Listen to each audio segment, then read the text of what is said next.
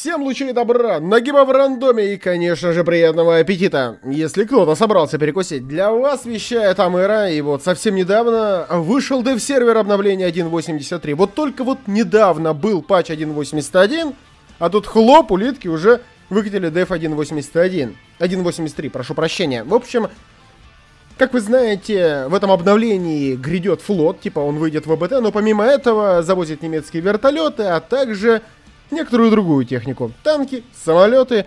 О них я вам сегодня и расскажу. В основном, на самом деле, о танках. Итак, начнем с Америки. И здесь нам представили очередной тяжелый танк Т-32Е1. Располагается он, соответственно, после Т-34 и, самое главное, в одной вкладке вместе с обычным Т-32.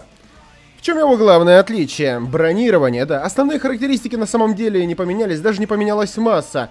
Самое главное, что теперь у нас имеется спрямленный ВЛД, то есть не летая броня, а катанная гомогенная, у нас нет этого вездесущего курсового пулемета.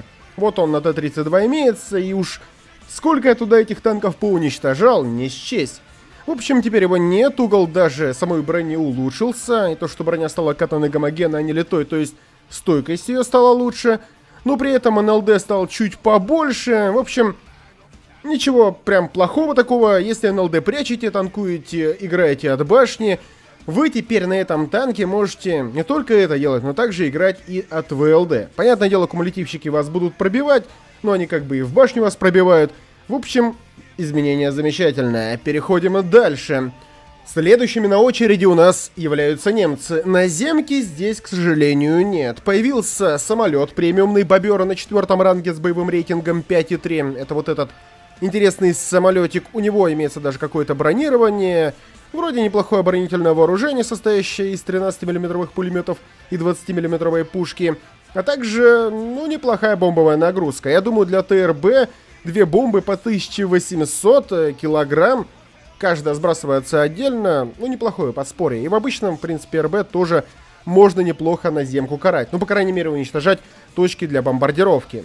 Далее еще завезли вертолеты. Вот их, честно признаюсь, я не ожидал. Я ожидал увидеть Т-32Е1. Слухи о его ведении ходили уже давно. А вот вертолеты... Представлены они не таким уж большим количеством. Тут всего лишь их 6 штук. То есть 5 у нас располагается в основной ветке и 1 прем. В основном по этим вертолетам я видосик делал. Можете его посмотреть, на канале имеется не так давно.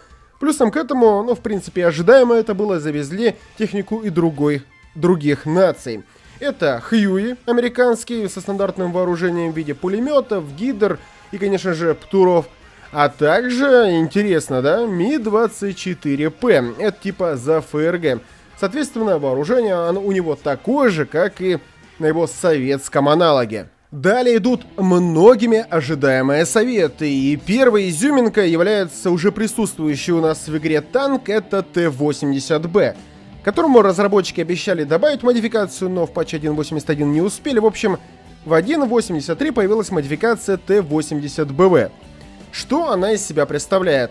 У нас добавилась динамическая защита. Вот она, контакт 1, соответственно, от кумулятивов мы защищены гораздо лучше, но это не означает, что от кинетики тоже как бы не прибавилась защиты. Всего лишь 5 мм, но это всяко лучше, чем если бы их не было. Также, кстати, можно заметить, изменилось расположение дымов. Ну и в целом танк просто стал лучше. Особенно мне понравились вот эти экраны резинотканевые. Понятное дело, они вряд ли от чего-то защитят, но они просто будут мешать противнику выцеливать ваш уязвимый НЛД.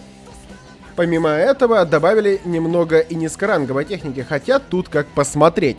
На 3-м ранге с боевым рейтингом 4.0 появилась самоходка, тоже давно я ждал в игре. Это Су-57Б. Двигается она, кстати, не очень хорошо, скорость заднего хода всего лишь 5 км в час. Бронирование, ну да, вы видите, 25, 16, как бы 10, в общем, бронирование тоже ни о чем.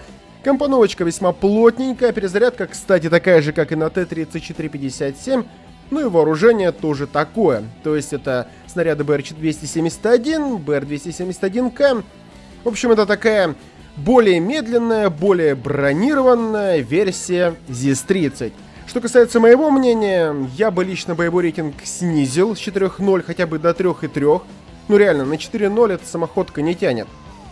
Вот если бы у нее была перезарядка получше, все-таки в отличие от 34-ки, здесь как бы боевое отделение посвободнее, можно было бы стоковую сделать не 6,5, а хотя бы 6 секунд. Ну а так агрегат вроде как нормальный. Здесь добавили всего лишь один агрегат, он является премом, расположенным на 4-м ранге с боевым рейтингом 7.0. Это Type 75 MLRS. На стриме ДВ я на нем покатался достаточно много, и со всей ответственностью заявляю, это самый лучший агрегат, что вообще, наверное, добавили в патче 1.83.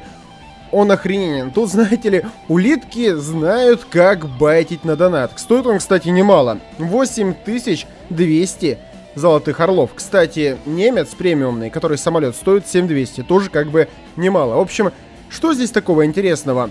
База здесь от японского бронетранспортера Type 73. Соответственно, бронирование никакущее. Во лбу 20, в корме 20, по бортам 12,7. В общем, хулл-брейк на нас работает за милую душу. К тому же компоновка плотная, 3 члена экипажа. В общем, если по нам попадают, обычно ваншот, но иногда бывает мы и выживаем. Далее, что касается самой установки, ракет здесь много, целых 30 штук. И да, броня тут тоже как бы отсутствует. В общем, если в установку нормально залетает снаряд, иногда у меня бывало, что меня не уничтожали, но иногда, да, бывало то, что ее подрывают, и вы тоже как бы уходите в ангар. В общем, что здесь такого интересного? Как я и сказал, 30 ракет, и бронепробитие каждой из них 50 миллиметров. Увы, они неплохие. Из-за того, что самоходка... ну, в общем, данная установка сама по себе низкая, в общем...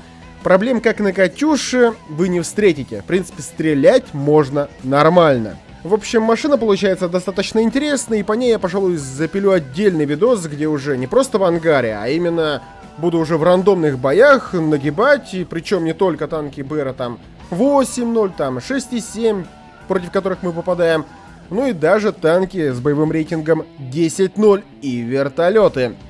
Ну а далее у нас остались еще французы. Здесь добавили всего лишь один самолет, расположенный на 2-м ранге с боевым рейтингом 3.3. По сути, это штурмовик. У нас имеется для этого 12 хваров, то есть 6 залпов, хотя они расположены друг от друга достаточно далеко. В общем, стрелять несколько неудобно. И еще имеется торпеда. Бомб никаких нет. Напоминаю, что это все-таки дев-сервер, и в будущем еще что-то может измениться, в том числе и боевые рейтинги, и могут добавиться какая-нибудь техника, как самолеты, так и танки, так что будем ждать чего-нибудь новенького от улиток. А на этом данное видео подошло к концу, надеюсь, оно вам понравилось, не забывайте за новиночки ставить лайки, ну, в общем, блогерская лобода, лайки, комментарии, подписки, колокольчики, а я пока с вами прощаюсь и говорю, как обычно, увидимся в прицеле.